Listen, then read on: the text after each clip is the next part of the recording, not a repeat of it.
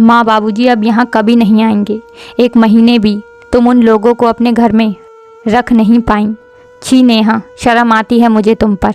कैसी बहू हो तुम जिसे अपने सास ससुर का साथ रहना रास नहीं आया।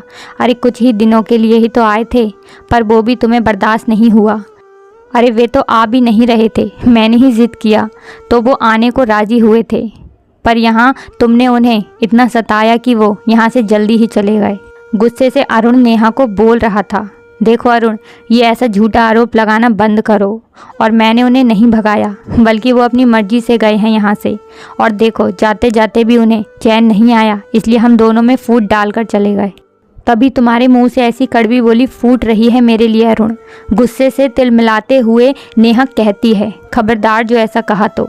और हाँ, मेरे माँ बाबूजी ने एक लफ्ज़ भी नहीं कहा, इतना होने के बाद भी। पर मेरी भी आंखें हैं जो देख लेती हैं तुम्हारी हरकतों को। अरे उनका उठना बैठना भी तुम्हारी आंखों में खटक जाता था। अभी उस दिन तो बोल रही थी मुझे, वो तो बेचारे ऐसे भी एक जगह बैठे रहते थे, पर ये भी तुम्हें खटकता था। इसी तरह 10 दिन पहले जब बाबूजी मार्केट से साग लेकर आए थे और उन्होंने कहा कि आज बहू खाने में साग बना देना, तब तुमने क्या कहा याद है? बाबूजी आज तो खाना बन गया है तो दूसरे दिन बना दूंगी। और वो दूसरा दिन आया क्या नेहा, बताओ? नहीं आया ना। और ऐसे ही जब वो कुछ भी राय और विचार देते थे तब तुम कैसे उन्हें सुना दिया करती थी, याद है?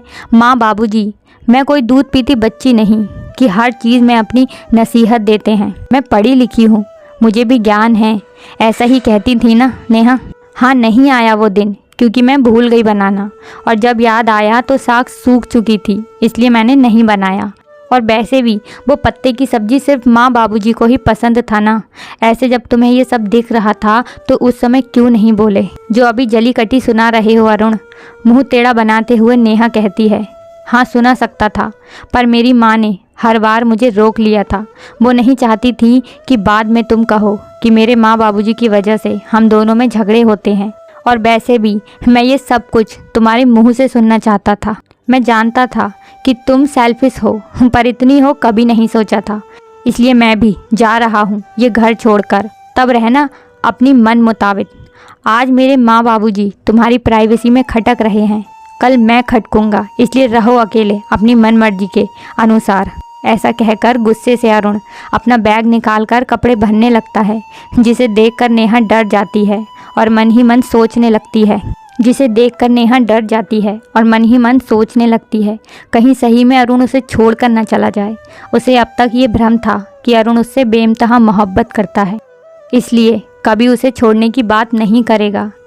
पर आज ये भ्रम उसका टूट रहा था, इसलिए वो स्थिति की नज़ाकत को देखते हुए अरुण का हाथ पकड़ लेती है। फिर कहती है, मुझे माफ़ कर दो अरुण, मैं ऐसी गलती फिर दोबारा नहीं करूँगी। पर तुम ऐसे मुझे छोड़कर मत जाओ, मैं तुमसे बहुत प्यार करती हूँ। तुम चले जाओगे तो मैं कैसे जीऊँगी अरुण? प्लीज़ अरुण, मुझे माफ़ कर दो। हाँ, मैंने माँ बाबूजी को सताया क्योंकि मैं नहीं चाहती थी कि वो हम दोनों के बीच आएँ और हमारी ज़िंदगी में दखलंदाजी करें। मैं स्वार्थी हो गई थी अरुण, पर अब ऐसा नहीं होगा, ये वादा है आपसे। कैसे विश्वास कर लूँ नेहा तुम्हारी बातों पर? मुझे तुमसे ये उम्मीद नहीं थी। जिस प्रकार तुम कुछ सालों के प्रेम से दूर जाने के डर से भयभीत हो गई। सोचो मेरे माता पिता ने जो मुझे प्रेम दिया है 28 साल, उनकी हालत क्या होगी? माफ़ी ही मांगनी है तो मेरे माँ बाबूजी से मांगो और उनसे वादा करो कि हमेशा उनका सम्मान करोगी और उनकी भावनाओं की कद्र करोगी। माँ बाबूजी को फ़ोन लगाते हुए नेहा की तरफ बढ़ते हुए अरुण कहता है। माँ बाबूजी को फ़ोन लगाते हुए नेहा की तरफ बढ़ाते हुए अरुण कहता है, माँ बाबूजी, मुझे माफ़ कर दीजिए। मुझसे जो भूल चूक हो गई है उसे भूल जाइए, और मैं वादा करती हूँ कि आगे से कभी आप लोगों को शिकायत का एक भी मौका नहीं दूंगी और कभी आपके और आपके बेटे के बीच दूरियां पैदा नहीं करूँगी।